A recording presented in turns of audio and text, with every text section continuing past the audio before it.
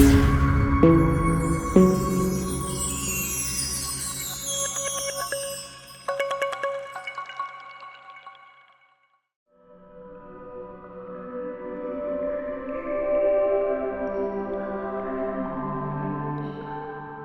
bonjour à tous. Bienvenue dans cette chronique en présence de Audrey Hutinet, pardon, notre invitée pour une seconde chronique. Donc, Audrey est analyse de rêve et doula quantique. Donc, aujourd'hui, nous allons aborder le sujet du suivi médical de la grossesse, ses raisons d'être et ses conséquences. Alors, Audrey, selon votre perspective de doula, comment percevez-vous l'articulation entre votre accompagnement et le suivi médical traditionnel de la grossesse? Alors, l'articulation spécifique qui peut se faire entre ces deux univers-là, c'est que la doula peut accompagner le couple à naviguer justement ce suivi médicalisé pour en avoir conscience. Et c'est aussi, elle a l'opportunité d'accompagner les futurs parents à préparer le plan de naissance. Et en fait, c'est vraiment, je vois vraiment cette articulation entre accompagnement de doula et suivi médicalisé. L'accompagnement de doula est vraiment un peu les coulisses. On peut vraiment créer des espaces où voilà, on va raconter ce qui peut se passer, comment ça peut se passer, quelles sont voilà, les conséquences des choix qu'on peut prendre et du coup vraiment construire un suivi médicalisé qui soit à notre image, sachant que dans ce suivi, rien n'est obligatoire. Dans ce suivi, le suivi médical traditionnel, c'est ça que vous voulez dire? Oui, Ok. oui, Rien les n'est obligatoire. échographies, les tests de diabète de grossesse, les tests de trisomie 21, voilà. Donc, c'est vraiment le libre arbitre des parents ou de la femme en l'occurrence. Oui, l'idée, c'est de construire ça et pas que les parents soient laissés à en fait naviguer inconsciemment le suivi médicalisé, qui est proposé de façon standard aujourd'hui pour la grossesse. Donc, il y a un gros rôle d'information, en fait. C'est ça. Oui, Ouais. oui, ouais. Je vois le travail de la doula, en tout cas, comme un point très précieux à ce niveau-là. Et donc, d'après votre approche ou expérience, quelles sont les raisons fondamentales qui justifient un suivi médical régulier pendant une grossesse? Si on est dans une grossesse qui est ce qu'on va dire à risque, là, pour moi, le suivi médicalisé est important et il est important qu'il soit voilà, présent tout au long de la grossesse. Quand on est dans une grossesse qui est complètement physiologique, ma perception, c'est que le suivi médicalisé sert à rassurer autant les parents que les professionnels en fait de la naissance qui vont accompagner la famille. Mais en vérité,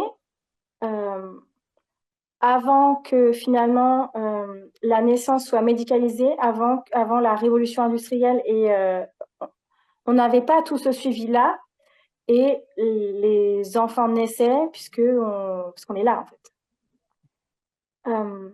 Mais il y a vraiment, avec les parents que j'accompagne, la clé, c'est par exemple quand une femme est voilà, son projet d'enfantement naturel à la maison, le suivi médicalisé va permettre de rassurer potentiellement le partenaire ou la partenaire.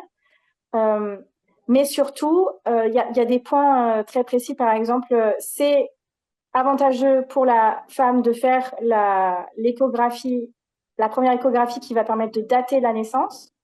Parce que si elle le fait au deuxième trimestre, bah, ça va pas être aussi fiable. Et donc, sa date prévue d'enfantement va être faussée. Et donc là, elle va risquer un déclenchement, par exemple.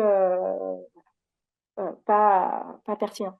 Donc, il y a plein de subtilités comme ça qui sont importantes à percevoir, voilà, pour faire pareil, pour naviguer le processus de façon consciente et libre. Ouais, et vous détenez, quelque part, vous détenez toutes les informations liées à la grossesse jusqu'à l'enfantement. Et vous avez une vue globale, en fait, donc ce qui vous permet de pouvoir naviguer entre le suivi médical et votre rôle de doula, quoi. Oui, c'est ce que je cultive Mmh. et c'est ce que me permet aussi ma formation parce que mes formatrices sont des sages-femmes doula en même temps. Donc effectivement, elle donne toutes ces informations subtiles-là. Alors après, en ayant bien la conscience que ce n'est pas moi qui ai la responsabilité médicale, mais en tout cas, voilà, ça me permet d'accompagner, d'apporter plus d'éléments, plus d'informations aux parents que j'accompagne. Et d'après vous, quelles seraient les conséquences d'un manque d'information ou d'une appréhension face au suivi médical de la future maman et de son entourage? Ça peut créer des déceptions par rapport au choix qu'on a fait. Ou alors on pourra en parler dans une autre chronique, mais par rapport au diabète gestationnel, par exemple, ça peut déclencher un suivi de grossesse qui n'était pas souhaité. Ça peut nous couper l'herbe sous le pied un petit peu dans notre projet d'enfantement. Ou alors ça peut créer des résistances, un peu entre guillemets des refus de suivi médicalisé, alors que on peut naviguer le processus avec plus de flexibilité et que ça peut avoir un avantage pour soi. Par exemple, si on décide de complètement refuser les échographies, bah, il va y avoir des conséquences. Ça veut dire que les professionnels de la naissance, si on a besoin de faire appel à eux, ils vont être plus alarmés par notre absence d'informations dans notre dossier et donc ils vont être dans un état d'esprit potentiellement, il n'y a aucune garantie évidemment, mais potentiellement plus alarmiste, potentiellement plus interventionniste. Et parce qu'en fait, aujourd'hui, on voit la naissance, les professionnels de la naissance sont formés à la gestion des risques de façon majoritaire. Les sages-femmes aujourd'hui, dans leur formation, elles ont que 4 heures de physiologie. Donc en fait, on voit un peu les femmes enceintes comme des bombes à retardement potentiellement, selon voilà, nous, notre propre gestion du stress aussi. Mais du coup, quand on va manquer d'informations, alors soit on se laisse complètement faire les demandes de ces professionnels-là, et puis à la fin, on peut se rendre compte qu'on aurait bien voulu faire autrement si on avait su. Ou alors, et ben voilà, ça peut créer un petit peu des dérapages qui sont liés à des peurs en fait. Et voilà, en ayant l'information et en étant en lien avec ce que nous on veut de façon flexible, et ben là on peut naviguer de façon plus légère l'ensemble. OK, et donc comment vous encouragez les femmes enceintes à s'impliquer activement dans leur suivi médical et à poser toutes les questions, aux professionnels de santé, tout ce qui vraiment leur passe par la tête? Bah, ce que je propose aux parents, c'est alors par exemple, quand ils vont rencontrer pour la première fois la sage-femme qui va les suivre, c'est de préparer par exemple un questionnaire euh, que eux ils peuvent utiliser comme un support pour pouvoir la rencontrer, pour pouvoir percevoir sa façon de fonctionner, sa façon de travailler et dans telle ou telle circonstance, comment elle va, voilà, a priori, quelle serait voilà, sa façon de fonctionner, ses interventions, ses réactions, pour que en fait il y ait de la transparence qui puisse se créer entre les parents et l'accompagnant, sage-femme ou obstétricien selon les besoins des parents. Et là aussi, ça leur permet de choisir les praticiens avec lesquels ils vont naviguer, parce que c'est un point qui détermine la couleur du processus de l'enfantement derrière de façon importante.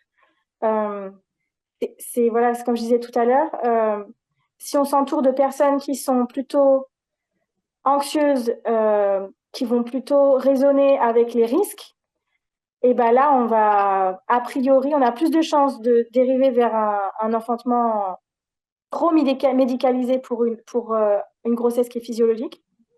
Alors que si on s'accompagne des personnes qui résonnent avec nous, avec notre projet, avec lesquelles on se sent en confiance, on va pouvoir favoriser en fait la physiologie de l'enfantement qui en fait est vraiment fonctionne avec la détente. Plus la femme enceinte, elle va être en sécurité dans son corps, dans son être, dans son contexte de vie, plus l'enfantement va pouvoir fleurir de façon naturelle. Ouais, c'est vrai que la confiance, c'est vraiment un maître mot pour vraiment accompagner les personnes en toute sérénité, en fait, que les personnes gèrent ce projet d'enfantement en toute sérénité.